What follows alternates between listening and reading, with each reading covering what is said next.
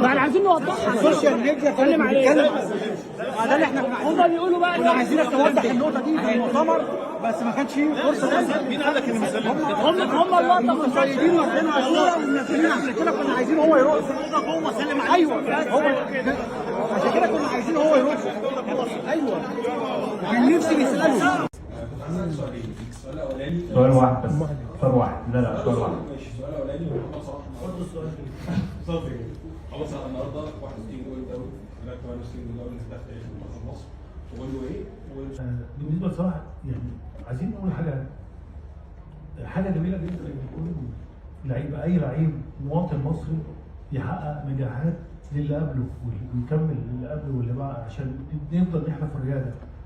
ف كلنا كده يعني، انت ما فيش يعني حتى على مستويات المجالات كلها، الفن، الابتكار، الناس الدكاتره، المهندسين، الناس العظام اللي كانوا عندنا في تاريخ مصر.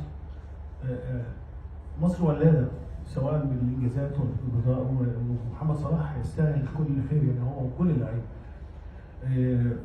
رغم ان انا عمري ما اتكلمت على عدد الاهداف بتاعتي خالص، ولكن انا كنت في البدايه كانت حوالي 83 82، وبعد كده هيتعمل عن طريق الفيفا. فطبعا انا اتمنى ان محمد صلاح اللي هو على الرقم اللي انت حضرتك قلته يعدي المليون، ولكن انا عمري، لان انا هتكسف ان انا اتكلم ان في عندي رقم كذا واقول لا ده في اهداف وفي بتاع، لان نفس الشيء في الاهداف الدوري على مستوى الدوري.